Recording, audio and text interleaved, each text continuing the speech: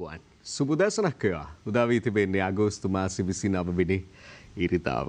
අපි දවස ආරම්භ කරන්නේ හැම දවසකම ඉදිරියට අදාළ ජාතික පුවත්පත් මොනවද වාර්තා කර තිබෙන කාරණා ඒවා උපුටා ගනිමින් ඒවායේ ආවත්කාලීන වූ අලුත් තත්ත්වයන් ඔබට ඉදිරිපත් කරමින් ඒ වගේම යම් යම් පුවත් වාර්තාවල වෙනස් වීම් තිබෙන්න පුළුවන් එක් එක් පුවත්පත් බලනකොට ඒ සියල්ල සමාලෝචනය කරමින් සියල්ල ඉදිරිපත් කරමින් බොහොම සමබර පුවත් විග්‍රහයක් දෙන්න තමයි අප බලාපොරොත්තු වෙන්නේ.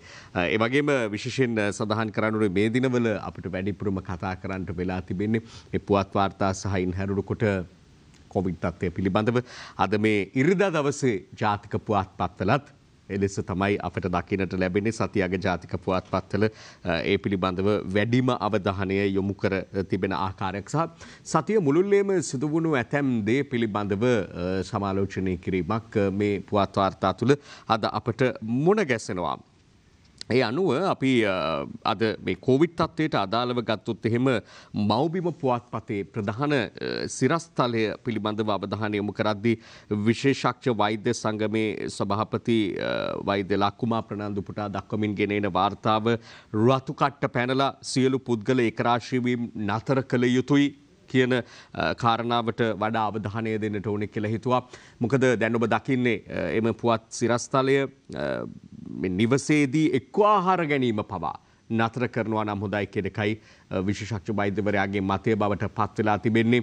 මේ තත්ත්වය හමුවේ එකට ජීවත් වෙන ආදරණීයයන් නිවසේ එකට ඉන්න අය අතරේ පවා මේ තත්ත්වය පැතිර යාමේ හැකියාවක් තිබෙන නිසා මේක බාහිරින්ම එහෙම නැත්නම් පිටස්තර පුද්ගලයන්ගෙන්ම පැතිර යනවා කියන මතයට මම හිතන්නේ අර්ථවත් නොවන කාරණාවක්. ඒ නිසා තමයි ඔවුන් මෙලෙස අවධානය යොමු කරන්නේ නිවසේ කයකට ආසාදනය වුණොත් ඒ කෙනාගෙන් තවත් අයට ආසාදනය වීමේ ඉඩකඩ පාලනය කර ගැනීම සඳහා එලෙස කිරීම හොඳයි කියන එක. සාමාන්‍යයෙන් එකට ආහාර ගන්න එක මේසේ වාඩි වෙලා කෑම ටික ගන්න එක හොඳ බැඳීමක් ඇති පවුලක් නිර්මාණය කරන කාරණාවක්. ඒක තමයි සාමාන්‍ය තත්ත්වය. හැබැයි මේ නව සාමාන්‍ය තත්ත්වය ඒක නොවන බව අපි විශේෂයෙන් අවධාරණය කරන්න ඕනේ. නව සාමාන්‍ය තත්ත්වය තමයි નિયમિત දුර ප්‍රමාණය තියාගෙන එකිනෙකා මුහුණට මුහුණ නොගැසෙන ආකාරයට කටයුතු කරන එක. මොකද අප ආහාර පාන ගන්න අවස්ථාවල අනිවාර්යයෙන්ම මුඛ ආවරණය ඉවත් කරනවා. ඒ ඉවත් කරන මිනිත්තු කිහිපය ඇති ඔබ ආසාදිතයෙකු බවට පත්වන්නට. ඒ නිසා තමයි විශේෂයෙන් මේ සඳහන් කිරීම කරන්නේ. බොහෝ කාර්යාල පරිසර තුළ කොවිඩ් පැතිර යාම පිළිබඳව තොරතුරු සොයා යාමේදී මේ තත්ත්වය නිරීක්ෂණය වන බව විශේෂඥ වෛද්‍යවරුන් කියනවා. ඒකට ආහාර පාන ගැනීම ආදී කාරණා. ඒ අතරේ අපට මේ පුවත් වාර්තා තුළ අද මුණ නොගැස්සුණාට මොකද මේවා කලින් පත්තරේ මුද්‍රණය වන නිසා එම කාරණා ඇතුළත් වන්නේ නැහැ. ආචාර්ය බඳුල ගුණවර්ධන අමාත්‍යවරයා වෙළඳ අමාත්‍යවරයා තමන්ට කොවිඩ් ආසාදනය වූ හැටි පිළිබඳව තමන්ට හිතන ආකාරය තමන්ට ඒ පිළිබඳව ඇති විශ්වාසය සටහන් කොට තිබුණා Facebook මාධ්‍යයෙන්. එතුමා සඳහන් කරනවා තමන් හැම විටම ආරක්ෂිත මුඛ ආවරණයක් පැළඳ සිටියා. අප හැම මාධ්‍ය හමුවකදීම හැම අදහස් දැක්වීමකදීම දැක්ක පේරාදෙණිය විශ්වවිද්‍යාලය නිෂ්පාදනය කළ යලි යලිත් සෝදා පාවිච්චි කළ හැකි නැනෝ තාක්ෂණයෙන් යුතු මුඛ ආවරණය මුව ආවරණය එතුමා පළඳින ආකාරය. නමුත් එතුමා සඳහන් කරනවා තමන් නිල රථයේ ගමන් කරන වෙලාවට ඒ ආවරණය ඉවත් කළා. තමන්ගේ අසල සිටි රියදුරු මහතාට කොවිඩ් ආසාදනය වී ඇති බවට දැනගන්නට ලැබුණා. ඒ නිසා තමන් විශ්වාස කරනවා කියලා තමන් මේ නිල රථය තුල මුවාවරණය ඉවත් කිරීම ඔහු හරහා බොහෝ විට තමන්ට මේ ආසාදනය වන්ට ඇති බව තමන් විශ්වාස කරන හොඳ පණිවිඩයක් කියලා අප හිතනවා. මොකද අප මේ මුව ආවරණය ඉවත් වෙන කෙටි වෙලාව ඇති. දැන් මේ අප ඔබට කතා කරන්නේ අපව ඔබට හොඳින් දැකිය යුතු නිසා රූපවාහිනී මාධ්‍ය තුල මෙලෙස මුව ආවරණ රහිතව අපට කතා කරන්න සිදු වෙලා තිබෙනවා. එයත් අවදානමක්. නමුත් ඒ අවදානම ඔබ වෙනුවෙන් අරගනිමින් අපි මෙලෙස තනිව වැඩසටහන් ඉදිරිපත් කළත් තව කවුරු හෝ සමග සම්මුඛ වන හැම වෙලාවකම අප මුව ආවරණ පළඳින්නට රූපවාහිනී මාධ්‍යයේ තිබෙන ආචාර ධර්ම වලට පවා සිදු වෙලා තිබෙනවා. මේක අප කාටත් පොදු කාරණාවක්. ඉතින් ඒම ගත්තට පස්සේ සෑම දිනම සෑම අවස්ථාවකම මුව ආවරණ පැළඳීමේ වැදගත්කම මම හිතන්නේ බඳුල ගුණවර්ධන අමාත්‍යවරයාගේ සටහන තුළ තිබෙන අතර අග්‍රාමාත්‍යවරයාගේ ප්‍රකාශයක් අපට මව්බිම පුවත්පතෙන් මුණ ගැසෙනවා. අවශ්‍යම කරුණකට මිස නිවසෙන් පිටට යන්න එපා. වසංගත මර්ධනයට හැමෝගෙම සහාය ඕනෑ කියලා තමයි අග්‍රාමාත්‍යවරයා ප්‍රකාශ කරන්නේ. දැන් මේ තියෙන තත්ත්වය පාලනය කරගන්නට මෙලෙස නිරෝධාන ඇදිරි නීතිය පනවා තිබුණත් බොහෝ තැන්වල ජනතා ඒකරාශී වීම නිරීක්ෂණය වන බව සඳහන් වෙනවා. මොකද ඇතැම් ඒවාට යම් ආකාරයක ඉඩ ප්‍රස්ථ අවස්ථා සැලසී තිබෙනවා. යම් ලබා දී තිබෙන අවස්ථාවන් එක්ක අප උදාහරණයකට ගත්තොත් එන්නත්කරණය පිළිබඳව සම්පූර්ණ නවත්වන්න බෑ. එන්නත්කරණ ඉලක්කයට ගමන් කළ යුතුයි. අවසාන දත්ත වාර්තාවේ 3 ලක්ෂ ඉක්මවන එන්නත් සංඛ්‍යාවක් අවසාන ලබා දීම ඇතුළේ අපට නිරීක්ෂණය වෙනවා. මෙලෙස එන්නත් ලබා දෙන්නේ ඒ තුල තමයි තත්ත්වය යම් ආකාරයක පාලනයකට යා හැකේ. ඒ නිසායි එවැනි අවස්ථා ලබා දීලා තිබුණාම එය අවභාවිත කිරීම, ඒ හරහා වෙනත් ගමන් බිමන් යාම වෙන දෙයක් තියා මේ දවස්වල දරුවන්ට අම්මා තාත්තා බලන්න අම්මා තාත්තගේ ගෙදරවත් යන්න එපා කියන එක තමයි වෛද්‍යවරු කියන්නේ. එයත් ඔවුන් අනාරක්ෂාවේ හෙලීමක්. ඒ නිසා හැම විටම Taman වෙනම කාමර වෙනම නාන කාමර එම නැත්නම් වැසකිලි භාවිතය සිදු කිරීම මේ සියල්ල තුල අප ආරක්ෂා වීමේ වටිනාකම තමයි මේ සියල්ලෙන් පෙන්වා දෙන්නේ. ඒ අතරේ මේ නිරෝධායන ඇඳිරි නීතිය දීර්ඝ වීම පිළිබඳව කාරණා අපට දකින්නට පුළුවන්කම තිබෙනවා. අදත් විවිධ වාර්තා තුල අපට දකින්නට පුළුවන්කම තිබෙනවා. ඒ පිළිබඳව පුවත මං හිතන්නේ පරණ පුවතක්. කෙසේ හෝ වේවා දැන් මේ තියෙන තත්වයක් එක්ක ගත්තම මේ කොතරම් දැනුම්වත් කිරීම කළත් පිටතට යන්න එපා, නිවසේම රැඳී සිටින මේ ආදී කොතරම් දැනුම්වත් කිරීම කරත් එළියට යන පිරිසත් බොහොම ඉහළයි. ඒ නිසාම අපට පේන අත්අඩංගුවට ගත්ත සංඛ්‍යාවෙත් සැලකිය යුතු වර්ධනයක් පෙන්눔 කරන බව විශේෂයෙන් සඳහන් කරන්නට ඕනේ. ඒ හින්දා අපි මේ කාරණාව යලිත් අවධාරණය කරන්නේ අත්අඩංගුවට පත් වෙනවා කියලා කියන්නේ සැලකිය යුතු සංඛ්‍යාවක්. බොහෝ දෙනා නිවෙස් වලින් පිටතට ගමන් කරන්නට උත්සාහ දරන බව පේනවා. පොලිස් මාධ්‍ය ප්‍රකාශකතුමා පොලිස් මාධ්‍ය කොට්ටාශයේ අධ්‍යක්ෂ නීතිඥ නිහාල් තල්දුව මහතා පෙන්වා දෙනවා අවසාන වශයෙන් ඊයේ දවසේ තුමාගේ දත්ත වාර්තාවේ දැක්වෙන 667ක ප්‍රමාණයක් මෙලෙස නිරෝධායන ඇඳිරි නීතිය උල්ලංඝනය කිරීම නිසා අත්අඩංගුවට පත් වෙලා තිබෙන බව අපි උත්සාහ කරනවා මේ අතරතුර එතුමාවත් සම්බන්ධ කරගෙන වැඩිදුර තොරතුරු ඔබව දැනුම්පත් කිරීම සඳහා අප උත්සාහ කරනවා. ඒ බවත් විශේෂයෙන් සඳහන් කරන්න ඕනේ අපේ නිෂ්පාදක කණ්ඩායම උත්සාහ කරමින් ඉන්නවා. එතුමාව මේ මොහොතේ සජීවීව සම්බන්ධ කරගෙන වර්තමාන තත්ත්වය මේ පවත්වනා නීති රීති තත්ත්වයන් පිළිබඳව ඒ වගේ මේවා කඩ කරන අය පිළිබඳව කඩ කළෝතින් වෙන දේ පිළිබඳව සහ තවත් අනෙකුත් කාරණා තිබෙනවා නම් ඔබ විශේෂයෙන් පොලිසිය පැත්තෙන් ආරක්ෂාව පැත්තෙන් දැනුම්පත් විය යුතු ඒ කාරණා ඔබට ඉදිරිපත් කරන්නටත් අප බලාපොරොත්තු වෙනවා. ඒකම අපි මේ අද පුවත් වාර්තාවක් තුලම දකින කාරණාවක් තිබෙනවා. සතියග අරුණ පුවත්පතේ තියෙන බාල ඔක්සිමීටර් වෙළඳපොලේ තොග පිටින් කියලා. කොවිඩ් වසංගතයේදී කිසියම් පුද්ගලයෙකුගේ ඔක්සිජන් ප්‍රතිශතය මැන බැලීම සඳහා භාවිත කරන පල්ස් ඔක්සිමීටර් සඳහා පාලන මිලක් පැනවීමට ඖෂධ නියාමන සැපීම පිළිබඳව රාජ්‍ය අමාත්‍යාංශ අවධානය යොමු වී ඇති බව තමයි සඳහන් වෙන්නේ. ජාතික ඖෂධ නියාමන අධිකාරිය මගින් ගැසට් නිවේදනයක් නිකුත් කර මිල පාලනයක් සිදු කිරීම පිළිබඳව අමාත්‍යාංශයේ සාකච්ඡා ආරම්භ කර ඇති බවත් මේ වාර්තාවේ තවදුරටත් සඳහන් වෙනවා. මොකද විශේෂයෙන්ම දරුවන්ට එහෙම කොවිඩ් ආසාදනය වීම ඇතැම් වෙලාවට රෝග ලක්ෂණ නොපෙන්වා ආසාදනය වෙන තත්ත්වයන් ශරීරයේ ඔක්සිජන් මට්ටම දැඩි ලෙස පහළ යන තත්ත්වයන් පෙන්눔 කරන බව විශේෂඥ වෛද්‍යවරු ළමා රෝග පිළිබඳ විශේෂඥ වෛද්‍යවරු ආදීන් සඳහන් කරන නිසා අප මේ කාරණාව පිළිබඳ වැඩි අවධානය යොමු කළ යුතුයි. නිසා දෙමාපියන් දරුවන්ට තියෙන ආදරයට ඔක්සිමීටර් එකක් මිලදී ගන්න උත්සුක වෙනවා මේ අවස්ථාව කෙසේ හෝ ඔක්සිමීටරයක් ලබා ගැනීම සඳහා. එය මේ වෙනකොට වෙළඳපොළ ඉලක්ක කරගත්තු ඒ වගේම ඇතැම් වෙලාවට ජාවාරම්කරුවන්ගේ ග්‍රහණයට හසු වෙච්ච කාරණාවක් බවට පත් වෙලා තිබෙනවා නම් ඊටාත්ම කනගාටුදායකයි. ඒ නිසා විශේෂයෙන් සඳහන් කරන්න ඕනේ හැම විටම වගකීමක් ඇතුව විශ්වාසයෙන් මිලදී ගත හැකි ඔක්සිමීටරයක් පමණක් මිලදී ගැනීම වඩා වැදගත් කියන එක සඳහන් කරන්නට ඕනේ. තවත් විවිධ වූ කාරණා මේ ආදී වශයෙන් අපට අද දවසේ මුණ ගැසෙනවා. නමුත් අපි ඊට පෙර කෙටි විරාමයක් ලබා ගමු. විරාමයේ අනතුරු යලි කතා කරමු. මොකද මේ පවත්නා තත්ත්වය පිළිබඳව ආරක්ෂාව පිළිබඳව පොලිස් මාධ්‍ය ප්‍රකාශකවරයාගෙන් දැනුම්පත් වීම වැදගත්. ඒ වගේම අප මේ කොවිඩ් වෛරසයේ නව ප්‍රභේද මේ ඩෙල්ටා ව්‍යාප්තිය මේ ආදී කාරණා පිළිබඳව විශේෂඥයින්ගෙන් දැනුම්පත් වීම වැදගත්. ඒකම මේ සියල්ල අතරේ කාලගුණ තත්ත්වයක් රටේ අයහපත් වෙලා තියෙන බොහෝ ප්‍රදේශවලට වැසි සහිත කාලගුණ තත්ත්වයන් තියෙනවා. මේ ආදී පිළිබඳව ඊළඟට පරාක්‍රම සමුද්‍රයේ වැව් බැම්ම පිළිබඳව දැඩි කතා බහක් දැන් ඇති වෙලා තිනවා. මේ ආදී කරුණු රැසයි. අපි විරාමයක් අරගෙන එමු වැඩි විස්තර කතා කරන්න.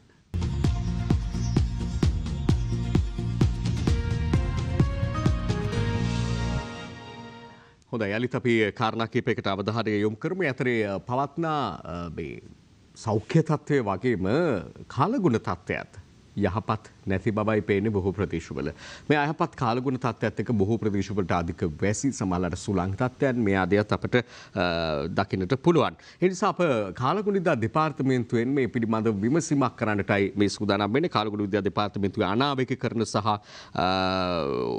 අනාවැකීකරණය පිළිබඳව අධ්‍යක්ෂතුමිය ශිරෝමණී ජයවර්ධන මහත්මිය මේ වෙලාවේ සම්බන්ධ වෙලා ඉන්නවා. සුබ උදෑසනක් ඔබතුමියට.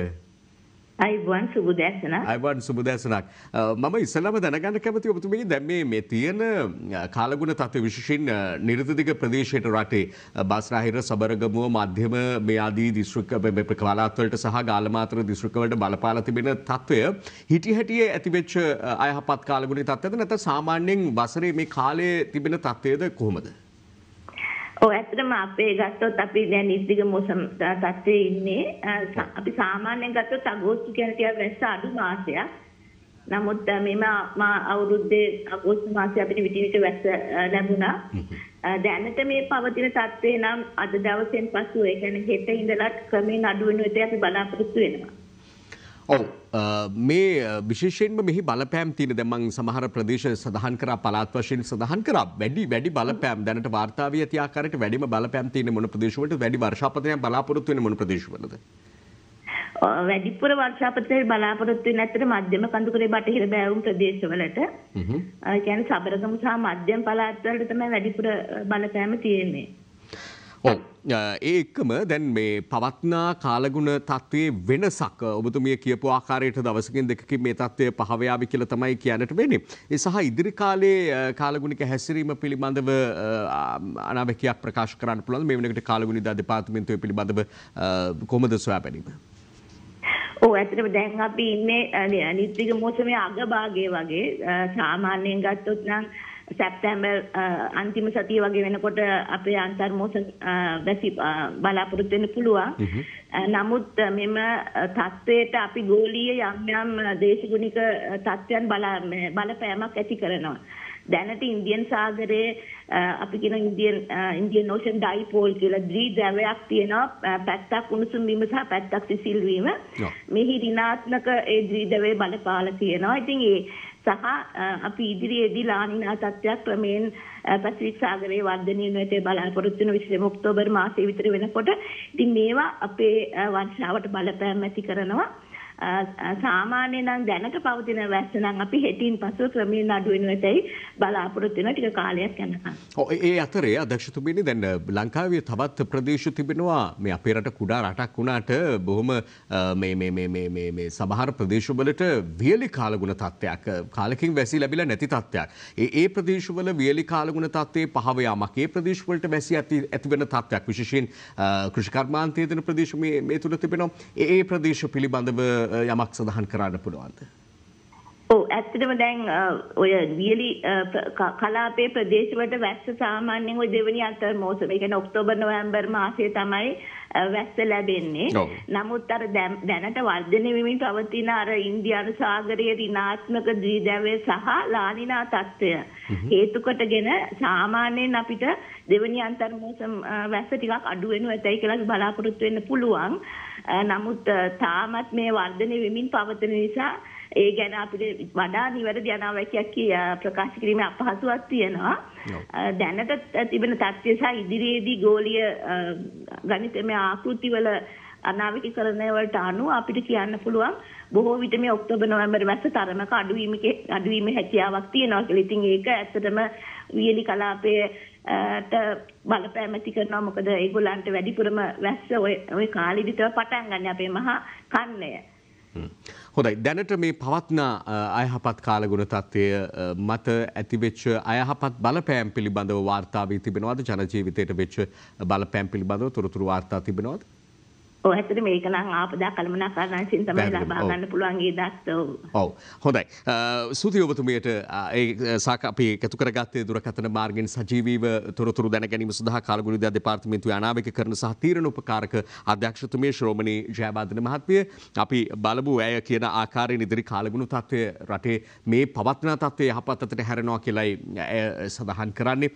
එනුත් යම් බලපෑම් තියෙන නිසා තමයි අපි මේ පිළිබඳව වැඩි අවධානයක් යොමු කළේ. අප ඒකම නැවත වතාවක් පුවත් වාර්තා අතරට මේදී අපට දකින්නට ලැබෙනවා මේ විවිධ කාරණා මේ කොවිඩ් වලට පරිබාහිර කාරණා විශේෂයෙන් සීනි මිල පිළිබඳව තත්ත්වයන් රුපියල් 210ට ගිය සීනි මිලට රුපියල් 130ක පාලන මිලක් දේශීය කර්මාන්ත ශාලාවලින් සතොසට 120 බැගින් සීනි මේ අරුණ පුවත්පත අද ගෙනෙන ප්‍රධාන සිරස්තලය සීනි පිළිබඳව මේ ගැන සඳහන් කළොත් එහෙම මේ සීනි දැනට වරායේ තිබෙන තොග නිදහස් කිරීම පිළිබඳව තම ස්ථාවර මතයක් ප්‍රකාශයට පත්වන අපට දකින්නට ලැබෙන්නේ නැහැ. නමුත් ඉතිරි කාලයේදී සීනි මිල පාලනය කිරීම සඳහා රාජ්‍යය කඩිනමින් පියවර ගන්නා බවයි කියන්නේ. සීනි කිලෝග්‍රෑමයක් සඳහා රුපියල් 130ක පාලන මිලක් පනවන්නේ යනු ආණ්ඩුවේ අවධානය යොමු වෙලා තිබෙනවා කියලා. කොහොමටත් අවසාන වශයෙන් මේ මිල ඉහළ යාමට පෙර පැවතියේ 120 මේ අතර මිල ගානක තමයි සීනි කිලෝ පැවතියේ. ඒ මිලට නැවත ගෙනීම සඳහා කටයුතු කරනවා කියලා තමයි රාජ්‍ය ප්‍රකාශ කරන්නේ. නමුත් මේ වන විට වෙළඳපොලේ තිබෙන තත්ත්වය පාරිභෝගික ජනතාවගේ පැත්තෙන් සුබදායි වන්නේ නැහැ. සතොසෙන් නම් කිලෝ එකක් රුපියල් 120 ගානේ දුබුරු සීනි ලබා දුන්නාට එය තාම සීමා සහිතව තමයි ජනතාවට ලබා දෙන්නට සිදු වෙලා තිබෙන්නේ. අප ඒකම දකින්නවාද අරුණ පුවත්පත සතියක අරුණම ගෙනෙන වාර්තාවක මට දිව්‍යඥානයේ නැහැ රැපිඩ් ඇන්ටිජන් ගැන කිව්වේ අන්තර්ජාල තොරතුරු වලින් කියලා උමල්පේ සෝබිත හිමියන් ප්‍රකාශ කරන කාරණාවක් දක්ෂිණ ලංකාවේ ප්‍රධාන සංඝනායක ස්වාමින් වහන්සේ විදිහට තමයි වහන්සේ සැලකෙන්නේ. උමල්පේ සෝබිත නාහිමියන් කියනවා අර ඇන්ටිජන් කට්ටලයක් රුපියල් 80කට ගන්න පුළුවන්කම තියනවා කියලා ප්‍රකාශ කරපු කාරණාව පිළිබඳව කවුරුවත් කියපු දෙයක් කාගෙන්වත් අහලා නෙමෙයි අන්තර්ජාලයේ තිබුණු කාරණා උපයෝගී කරගැනීමෙන් තමයි තමන් වහන්සේ මෙලෙස ප්‍රකාශ කරේ කියලා තමයි සෝබිත හිමියන් කියන්නේ. මොකද මෙය දැඩි විවේචනයට ලක් වුණා. සෞඛ්‍යයේ ඇතැම් නිලධාරීන් මේ පිළිබඳව දැඩි අවධානය යොමු කරලා කොහේ හරි තැනක එහෙම ගන්න තියෙනවා නම් ප්‍රකාශ කරන්න කියලා කිව්වා. මේ ආදී කාරණා අපිට දකින්නට ලැබුණා ඇන්ටිජන් කට්ටල පිළිබඳව. ඒ අතරේ ලෝකයේ ඇතැම් රටවල් මේ වන විට ස්වයං පරීක්ෂණ සිදු කර ගැනීම සඳහා අවශ්‍ය පහසුකම් සපයන තැනට පත් වෙමින් තිබෙනවා. නමුත් අපේ රටට ඒ කාරණා පේන මානයක දකින්නට ලැබෙන්නේ නැහැ. මේ වසංගත තත්ත්වයේ ඉදිරියත් එක්ක ඉදිරියේදී අප සූදානම් විය යුතු තත්ත්වයන් අතරේ තවත් එක් කාරණාවක් විදිහට අප මේ දකිනවා පෙර සූදානම වැදගත් වෙනවා. Tamanට කොවිඩ් ආසාදිත දැයි දැන ගැනීම සඳහා යම් ක්‍රමයක් ජනතාවට තිබෙනවා නම් එය ඉතාමත්ම වැදගත් වෙන නිසා දැනට තිබෙන යම් ස්ථානයකට ගිහිල්ලා ඒ පිළිබඳව පරීක්ෂා කර ගැනීමේ හැකියාවයි ඒවත් හිතුවිතු ගණන් මිනුම් අය කරලා හිතුවිතු ආකාරයෙන් ක්‍රියාත්මක වීමත් එක්ක රාජ්‍යයට යම් මැදිහත් වීමක් කරන්නට උනා. ඒ නිසා යම් පාලනයක් කරන්නට සිදු වුණා. අපි ඒ අතරේ අද මේ කතා කරන කාරණා අතරේ ප්‍රධාන සිරස්තල අතරට නාවාට අපි මේ වන විට මුණ ගැසෙන කතාබහට ලක් වෙලා තිබෙන ප්‍රධාන කාරණාවක් තමයි පරාක්‍රම සමුද්‍රයේ මේ වැව් බැම් එම නැත්නම් රළපනාවට හානි සිදු කරමින් සිදු වෙනවා කියන ඇවිදින මන්තිරුවක් නිර්මාණය පිළිබඳව කාරණාව. ඒ කියන්නේ විවිධ මත තිබෙනවා පක්ෂව විපක්ෂව විවිධ මත තිබෙනවා මේ ඉදිකිරීම පිළිබඳව. කෙසේවත් මෙහි සැබෑ තත්ත්වය පිළිබඳව දැන ගැනීම සඳහා වාරිමාර්ග දෙපාර්තමේන්තුවේ අධ්‍යක්ෂ නිහාල් සිරිවර්ධන මහතාව අප දැන් දුරකථනයෙන් සම්බන්ධ කරගෙන සිටිනවා. ආයුබෝවන් සුබ උදෑසනක් සිරිවර්ධන මහතා ඔබතුමාට. සුබ උදෑසනක් වේවා.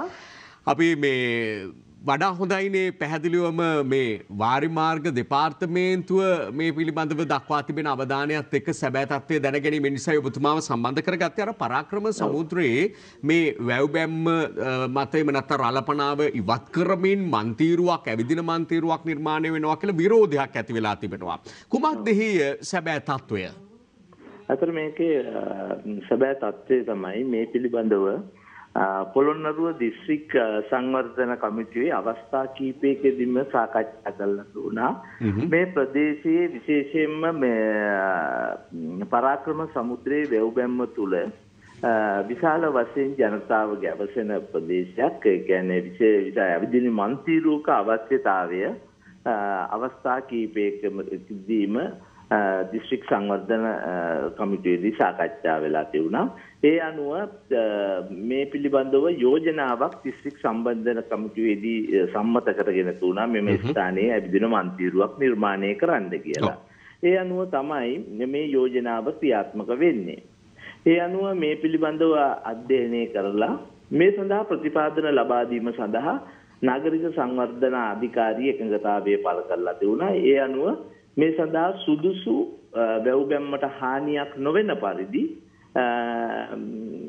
කිසියම් යෝජනාවක් වාරිමාර්ග දෙපාර්තමේන්තුව ලබා දුන්නා. ඒක තමයි ඔය ක්‍රියාත්මක කරන්න කටයුතු කරේ.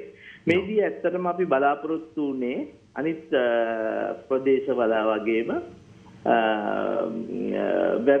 වැව් බැම්මේ කොටසක් කියන්නේ රළපනාව තියෙන පැත්තේ උඩ පැත්තේ අඩි 8ක් පළලට එයින් කොටසක් අඩි 3ක් විතර වැව් බැම්මේ දැන් තියෙන වැව් බැම්මේ ඉහත්තාවේ ප්‍රදේශයත් ඒ රළපනාව පැත්තට වෙන්න තව අඩි 5කුත් ලබාගෙන මේ මන්තිරුව නිර්මාණය කරන්න. මේ මන්තිරුව නිසා රළපනාවට කිසිම ගැටලුවක් වෙන්නේ නැහැ. මොකද මේක අපි ඉදි කරන්නේ ජලය අල්ලන ප්‍රදේශයට වඩා ඉහළ ස්ථානයක තමයි මේක ක්‍රියාත්මක කරන්නේ. මේ අධ්‍යක්ෂතුමනි රළපනාවට හානි නොකර මෙය කරනවා කියලා කිව්වට එළවෙන චෝදනාවත් රළපනාවට හානි කරමින් මෙය ඉදි කරනවා කියලා. වැවක රළපනාව මොකක්ද කියන එකත් මම හිතන්නේ හරි අවබෝධයක් ලබා ගැනීම වැදගත්. අප දන්නා ආකාරයට වැවේ බැම්මත් එක්ක වැවේ ආරක්ෂාවට තියෙන තවත් අංගයක් විදිහට තමයි රළපනාව සැලකෙන්නේ. කෙසේ වෙතත් ඒ පැහැදිලි කිරීමත් එක්ක රළපනාවට වෙලා තියෙන හානිය පිළිබඳව රළපනාවට හානිය කියලා කියන්නේ අපේ මේ ඉදිකිරීමේ කරන අවස්ථාවට පමණක් මේ රළපනාව తాවකාලිකව ඉවත් කරලා අපේ මේ ඉදිකිරීම කරාට පස්සේ රළපනාව නැවත ඒ ඉදිකිරීම මතට ගන්නවා. ඒ නිසා රළපනාව ඉවත් කිරීමක් නෙමෙයි කරන්නේ తాවකාලිකව ඉවත් කළා මේ ඉදිකිරීම කරලා නැවත ඒ තුලට රළපනාව සම්බන්ධ කරන එක තමයි කරන්න යෝජනා කරලා තියෙන්නේ. රළපනාව කියලා අදහස් කරන්නේ එතකොට මේ වැව් බැම්මත් එක්ක තියෙන ගල් වැටියද? ගල් වැටිය තමයි මේ වැවේ ආරක්ෂාවට වැව් බැම්මේ ආරක්ෂාවට පිහිටවල තියෙන. අපි දන්නවා වැවක සාමාන්‍ය රළ ක්‍රියාත්මක වෙනවා වැවේ ජල මට්ටම ඉහළ පහළ යනකොට. එතකොට අපිට පේනවා මේ වැව් බැම්ම හේදීමට ලක් වෙනවා නිකන් වැව් බැම්මක් තිවුරකින් එහෙම රළපනාවක් නැතුව. ඒ නිසා තමයි අපි රළපනාව මේකට යෝජනා කරන්නේ. මේ ක්‍රියාත්මක කරන්නේ ජලයේ අල්ලන සීමාවේ නෙමෙයි. ජලයේ අල්ලන සීමාවට වඩා හුඟක් ඉහළින්. හොඳයි දැන් ඔබ ඔය කියන කාරණා මේ පිළිබඳ විරෝධය දක්වන පාර්ශ්ව අතර ප්‍රධාන වශයෙන් මහා සංඝරත්නය දක්නට ලැබෙනවා. ඒකට උන්වහන්සේලා ඇතුළු මේ පිළිබඳ විරෝධය දක්වන පාර්ශ්වයන් මේ පිළිබඳව පිළිගැනීමකට ලක් වෙලා තිබෙනවා, දෙකගත් එකට ඇවිල්ලා තිබෙනවාද? දැන් අපි දැක්ක తాවකාලිකව කටයුතු නවත්වනවා. මොකක්ද හේතුව? දැන් ඇත්තටම දැන් අපි උත්සාහ කරේ මේ පිළිබඳව මේක ඇත්තටම වාරිමාර්ගයේ දෙපාර්තමේන්තුවේ අවශ්‍යතාවයට වඩා මේක මේ ප්‍රදේශයේ පොදු ජනතාවගේ ඉල්ලීමක්. ඒ අවශ්‍යතාවය ඉටු කිරීම තමයි මේ ප්‍රධාන පරමාර්ථය වුණේ. එතකොට දැන් අපි මේක මේ ප්‍රදේශයේ ජනතාවම කොටසක් කියනවා නම් මේක අවශ්‍ය නැහැ කියලා අපේ යුතුයකම තමයි අපි කරන්න යන්නේ. මොකද මේක පැහැදිලි කරලා තියෙනවා මේ දවස් කීපයකදී නැවත වතාවක් අපි මේක පැහැදිලි කිරීමකට ලක් කරනවා. විශේෂයෙන්ම අපි මහා සංඝරත්නයේ මේ පිළිබඳව අපි දැනුවත් කරනවා. ඒතර තව දුරටත් ඒක අපි බලාපොරොත්තු වෙන්නේ අපි කරන්නේ මොකද්ද කියන එක මේක අර කියලා කිව්වට ඒක තේරුමක් නැති නිසා අපි බැලුවා මීටර් 20ක විතර කොටසක්වත් කරන්නේ මොකද්ද කියලා හදලා පෙන්නුවොත් මේක සමහර විට මේක තේරුම් ගනිවි මේක කරාට කමක් නැද්ද කියන එක. එන හැමෝගෙම එකඟතාවය මත තමයි මේක කොහොමද කරන්නේ. එහෙම කවුරු හරි විරුද්ධ වෙනවා නම් මේකෙන් ප්‍රශ්නයක් වෙනවා කියලා ඒක නවත්ත දැමීමෙත් ඒ තරම්ම ගැටලුවක් නැහැ. නමුත් අපි උත්සාහ කරනවා මහා සංඝරත්නයේ ඇතුළු ප්‍රදේශීය ජනතාව මේ පිළිබඳව දැනුවත් කරලා ඒකල්ලන්ගේ ආශිර්වාදයේ මැද මේක ක්‍රියාත්මක කරොත් අපි හිතනවා මේ ප්‍රදේශීය ජනතාවට කිසියම් ආකාරයක විනෝදාස්වාදයේ සඳහා විශේෂයෙන්ම මෙම ක්‍රියාවලිය ප්‍රමුඛතාවය ගනිමු කියලා. හොඳයි ස්තුතියි වාරිමාර්ග දෙපාර්තමේන්තුවේ අධ්‍යක්ෂතුමනි නිහාල් සිරිවර්ධන මහතා ලෙස දුරකථනයෙන් සජීවව සම්බන්ධ වුණේ මේ පරාක්‍රම සමුද්‍රයේ වැව්වැම්මට රළපනාවට හානි කරමින් ඇවිදින මාන්තීරුවක් නිර්මාණය වෙනවා කියන චෝදනා පිළිබඳව මේ පැහැදිලි ලෙස පිළිතුරක් ලබා දීම සඳහා කෙසුවත් එතුමා අවසාන වශයෙන් සඳහන් කළ කාරණාවට තවත් එක් අසුකිරීමක් කරොත් ජනතාවගේ කායික නිරෝගීතාවය පිළිබඳව මේ ඇවිදින මාන්තීරුවක් නිර්මාණය කිරීම ප්‍රමුඛ අරමුණ බවට පත් වෙන අප දන්න අතර මේ නේයි.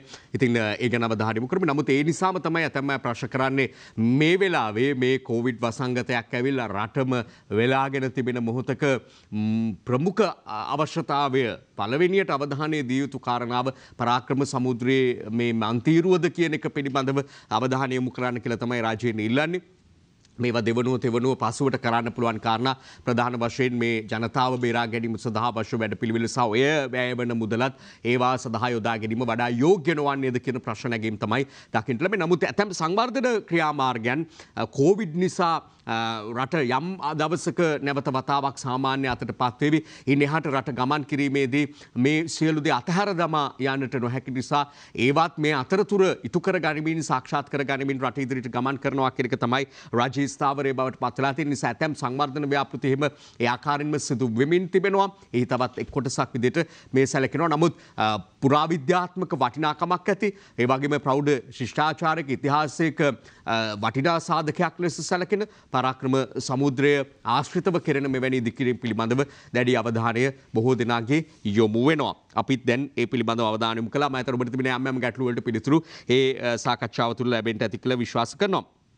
අතරේ මේ පුවත් වාර්තා තුළ දකින්නට ලැබෙනවා මහා පරිමාණ ව්‍යාපෘති 88කින් වැඩි ප්‍රමාණයක් කොන්ත්‍රාත්තක් දෙන්න බැරි වෙලා කියලා වෙන් කළ ට්‍රිලියන 2.5න් වැය කර ඇත්තේ 11%ක් පමණයි කියලත් වාර්තාවක් අද සතියග අරුණේ අපට දකින්නට පුළුවන්කම තියෙනවා. ඒකම එම පුවත්පතේම මුණ ගැසෙන තවත් පුවතක් තමයි කෘෂිකර්ම අමාත්‍යවරයා උපුටා දක්වමින් Tamanට අවශ්‍ය කොම්පෝස්ට් ගොවියාම සකස් කරගත යුතුයි කියලා දැක්වෙන පුවතක් මහින්දානන්ද අලුත්ගමගේ අමාත්‍යවරයා උපුටා දක්වමින් දැන් මේ වෙනකොට හෙක්ටයාරයකට 12500ක මුදලක් ලබා දෙන්න කටයුතු කරනවා කියලා කෘෂිකර්මයෙන් කියනවා. මේ පොහොර සකසා ගැනීම සඳහා මෙතන කොම්පෝස්ට් කියලා සඳහන් වුණාට කාබනික පොහොර නිෂ්පාදනය කර ගැනීම සඳහා තමයි මෙලෙස අදහස් පළ වෙන්නේ. ඒ සඳහා ගොවි ජනතාවටම හැකියාවක් තිබෙනවා. ඒ වගේම මේ පිළිබඳව මේ පොහොර නිෂ්පාදනය පිළිබඳව ගත්තොත් එහෙම මේ ගොවි ජනතාවට මේ කෘෂිකර්මාන්තයේ නොවුන් ලැබූ ආදායම වගේම තවත් අමතරව යම් යම් ආදායම් උත්පාදනය කර ගන්නට ලැබෙන අවස්ථාවක් විදිහටත් කෘෂිකර්මයේ පිළිබඳව විශේෂඥයෝ අදහස් දක්වමින් ප්‍රකාශ කරනවා. අපට දකින්නට පුළුවන්කම තිබෙනවා, අසන්නට පුළුවන්කම තිබෙනවා. අපි මේ සීනි ගැන කලින් කතා කරා. මව්බිමේ තියෙනවා යම් වාර්තාවක් සීනි කන්ටේනර් සමග වරායි හිරවී ඇති කන්ටේනර් 400ක් මුදා හරින්න පියවර ගන්නවා කියලා මුදල් අමාත්‍ය බැසිල් රාජපක්ෂ මහතා උපුටා දක්වමින් ගෙනෙන වාර්තාවක් අද මව්බිමේ අපට මුණ ගැසෙනවා. ඒ වගේම යම් සීනි තොග ගබඩා කර සංගවාගෙන තබාගෙන සිටි කර්මාන්තශාලා වැටලීම් පිළිබඳවත් එවැනි ස්ථාන ගබඩා වැටලීම් පිළිබඳවත් තොරතුරු වාර්තා වෙනවා. රජය උත්සාහ කරමින් සිටින්නේ ඉදිරි කාලේ ජනතාවට මේ සීනි නැතුව පත්වෙන පීඩාව අවම කිරීම සඳහා සංගවා තිබෙන සීනි තොග තිබෙනවා නම් වරාය හිර වෙලා තිබෙන සීනි තොග තිබෙනවා නම් ඒවා මුදා හැරීමේ කටයුතු සිදු කිරීම සඳහා නමුත් දැනට වෙළඳපොලේ තියෙන තත්ත්වය අලිත් අපි අවධාරණය කරොත් සීනි 220ට 230ට යනවා. ඒ වගේම ගන්නත් නැති තත්ත්වයක් තමයි අතරේ දකින්නට පුළුවන්කම තියෙන්නේ. තවත් විවිධ දේ තියෙනවා. ඊට පෙර විරාමයකුත් ගමු. නැවත ඉක්මනින් ඔබ හමුවට එන්න. ලෝකයේ මිලියන 30කට වැඩිය බලපු මැනිකේ මගේ හිතේ. අපිත් දැන් බැලුවේ. ඔබ බලලා ඇති. බලරත දැන් බැලුවා. මේ ගීතයට මේ තරම් ජනප්‍රියත්වයක් හිමි වෙන්නේ නැහැ. යොහානිදු සිල්වා සතිෂාන් එකතු වෙලා කරපු මේ කවර් සෝං එකක් විදිහට තමයි මේක සැලකෙන්නේ. කොමුණ සතිෂාන් තමයි මේ ගීතයේ මුල් හිමිකරුවත් ගායකයා බවට පත් වෙන්නේ. ඔහුගේ ගීතය පස්සේ මේ ගීතය නිර්මාණය කරපු සංගීතඥ චමත් සංගීත් දෙන්නත් එක්කම යොහානිවත් සම්බන්ධ කරගෙන කවර් සෝං එකක් විදිහට ඉදිරිපත් කරනවා. ලෝකෙම කතා කරන තැනකට එන්නේ කොහොමද? විශේෂයෙන් ඉන්දියාවේ මේ තරම් ජනප්‍රිය වෙන්නේ කොහොමද කියන එක ගැන අද මේ පුවත් සටහන් කීපයක් තියෙනවා. එකක් කරුණ පත්‍රයේ තියෙනවා මැනිකේ මගේ හිතේ 60ට 60 ඉන්දියාවේ නැගලා ගිය හැටි ගැන සටහනක්.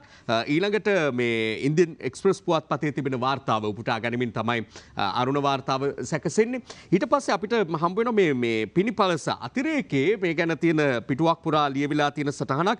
අමිතාබ්ගේ පැරණි රංගපෑමකට මේ ගීතය දමා සංස්කරණය කළේ ඔහුගේ මිනිබිරියයි.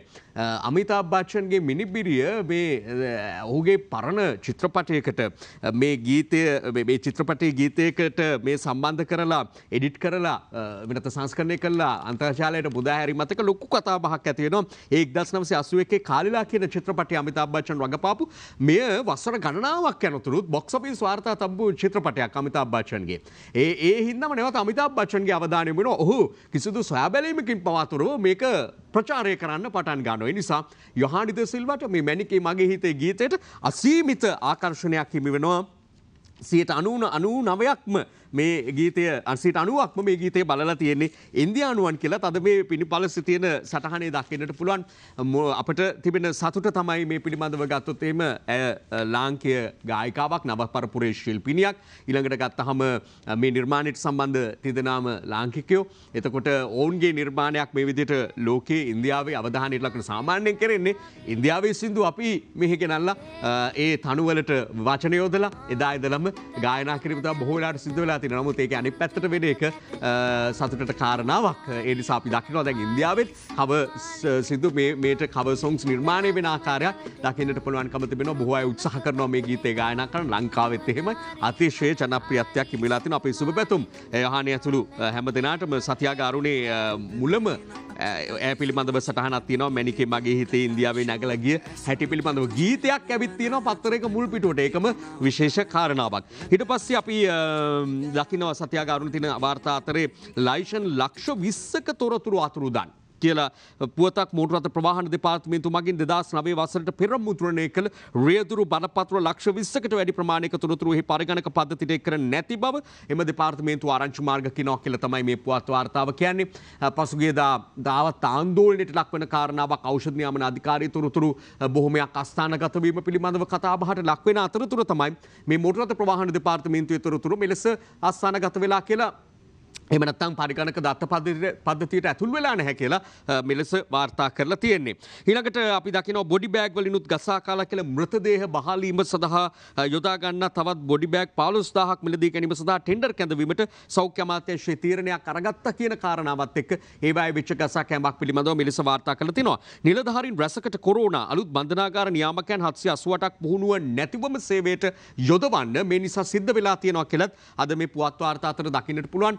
අතරේ අපරාධ කීපයකටම සරතබේ පිටිය විනිසුරු ඝාතනය ඇතුළු කාරණා ගණනාවකට චෝදනා ලැබ සිටි පොට්ටනවුවර නමින් හඳුන්වන අපරාධකරුද බන්ධනාගාරගතව සිටියදී කොවිඩ් ආසාදිතව බන්ධනාගාර රෝහලේ ප්‍රතිකාර ලැබමින් සිටියදී මියගිය පුවත ඊයේ අපට අසන්නට ලැබුණා. මේ රටට වටින ජීවිත බොහොමයක් අහිමි වෙනවා වගේම අනෙක් ආකාරයෙන් ගත්තොත් එහෙම අයහපත් දෙයට සම්බන්ධ වෙච්ච ඒ වගේම රටට ජනතාවට බීතිය ඇති කරපු ඊළඟට ගත්තහම සමාජය තුළ යම් අසහනකාරී දේවල් නිර්මාණය කරපු අගතියට පත්වෙච්ච දේවල් නිර්මාණය කරපු යට දායක වෙච්ච ඇතැම් අයත් මේ තත්ත්වය නිසා සමුගෙන යන අවස්ථා මෙලෙස දකින්නට ලැබෙනවා. සමාජයට සේවයක් කළත් නොකළත් අගතියක් කළත් නොකළත් මේ කවුරුත් මිනිස්සු මේ මිය යන්නේ කොරෝනා වසංගතයත් එක්ක. කෙසේ වෙතත් ඔහුගේ මරණය පිළිබඳව බන්ධනාගාර දෙපාර්තමේන්තුව මාධ්‍යට දැනුම් දී තිබෙනවා.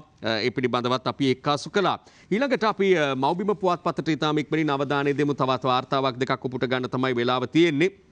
ඩෙල්ටා තර්ජනයේ නිවැරදිව තේරුම් නොගත්තොත් රටේ ආර්ථිකයත් අවදානම් කියලා රාජ්‍ය වෛද්‍ය නිලධාරීන්ගේ සංගමයේ අනතුරු ඇඟවීමක් අද අපිට දකින්නට පුළුවන්කම තිබෙනවා. ඒ සමගම යම් මේ අදහස් දැක්වීම් කීපයක් අපිට මුණ ගැසෙනවා.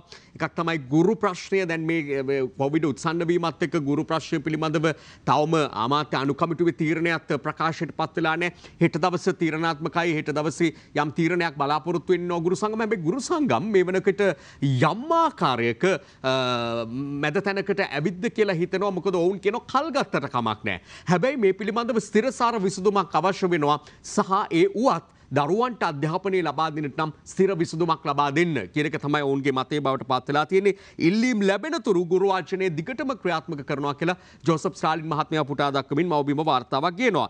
සොයා ගන්නා ප්‍රමාණයෙන් 5 ගුණයක් රෝගීන් රට තුල ඉන්නවා. සෞඛ්‍ය ලෝකයන් දේශපාලකයන් ජනපති නොමග යවනවා කියලා රවි කුමදේශ මහතාව පුටා දක්වමින් ගෙනෙන වාර්තාවකුත් අද මව්බිම පුවත්පතේ තියෙද්දී අප මූලාරම්භයේදීම සඳහන් කළා මේ ජනතාව මේ කොවිඩ් පාලනය සඳහා ගෙන යන නිරෝධායන ක්‍රියාවලියට දක්වන දක්වන සහයෝගයේ මදකම පිළිබඳව අපිට දැන් පුළුවන්කම තිබෙනවා ඔබට ඉදිරිපත් කරන්න පොලිස් මාධ්‍ය ප්‍රකාශක පොලිස් මාධ්‍ය කොට්ටාශයේ අධ්‍යක්ෂ ජේෂ්ඨ පොලිස් අධිකාරී නීතිඥ නිහාල් තල්දුව මහතා ඊයේ දැක්වූ අදහස් බලන්න මේ ඔහු කියන කාරණා කිතරම් අත්අඩංගුවට ගැනීම ගැන කියනවද මේ නීති කඩ කිරීම ගැන කියනවද මේවා තමයි අපි අවධානයට ලක් කළ යුත්තේ අපි බලමු එම නිෂ්කාශන වාර්තාවේ සඳහන් වෙනවා. අපරාධමය වරදක් සම්බන්ධයෙන් වරදකරු වීම පිළිබඳව නිෂ්කාශන වාර්තාවේ සඳහන් වීම යම්කිසි දිනක ඔබටත් ඔබගේ දරුවෙකුටත් අනාගතයට බලපෑම් ඇතිවිය හැකි කරුණක් විය. ඔව් ඒක කොටසක් ඔහුගේ අදහස් එක්කම ඔහු සඳහන් කරනවා මේ මාධ්‍ය හමුවේ මේ කරන අදහස් එක්කම තුල අත්අඩංගුවට ගැනීම 667ක්. ඊයේ කියන්නේ පෙරේද තත්ත්වය ඒ වගේම වාහන 60කට එහා සංඛ්‍යාවක් අත්අඩංගුවට ගැනීම පිළිබඳව සමහර අයව හරවා යවපු අවස්ථා. මේ එළියට ඇවිල්ලා පළාත් අතර ගමන් කරන්න උත්සාහ කළා මේ ආදී වශයෙන් හසු වෙච්ච අය හරවා යවපු අවස්ථා අවවාද කළා හරවා යවපු අවස්ථාවක් තියෙනවා අත්අඩංගුවට ගැනීම වල හැරුණාම ඉතින් ඒ නිසා තමයි බොහොම කරුණාවෙන් ඉල්ලන්නේ නීතියට අනුව කටයුතු කරන්න කියලා මේ තත්ත්වයෙන් ගොඩ එන්නට නම් අප ඉක්මනින් රටක් ලෙස හොඳ තැනකට යහපත් තැනකට යලිත් පත් වෙන්නට නම් සෑම දෙනාගේම සහයෝගය මේ සඳහා අත්‍යවශ්‍යයෙන් ලැබිය යුතුව තිබෙනවා. අපි එමනම් සමුගන්නට බලාපොරොත්තු වෙනවා මොකද මේ දවස සුන්දර දවසක් කරන්න සුන්දර ඉරිදාවක් කරන්න තවත් බොහෝ විශේෂාංග සූදානමින් තිබෙන නිසා ඒවට යොමු වෙන්න ඔබට අවස්ථාව සලසමින් අප සමගානෝ යාලතිට උදෑසන අපි මුණ ගැසෙමු. එතෙක් හොඳ දේම අසන්න දකින්න ලැබේවා සුවදේම විඳින්නට ලැබේවා කියලා ප්‍රාර්ථනාවත් එක්කයි සමුගන්නේ. හෙට උදේ හමු. දිනපතා අලුත් වීඩියෝ සහ ප්‍රවෘත්ති නැරඹීමට ඉහත බටන් එක ක්ලික් කර සියත TV subscribe කරන්න.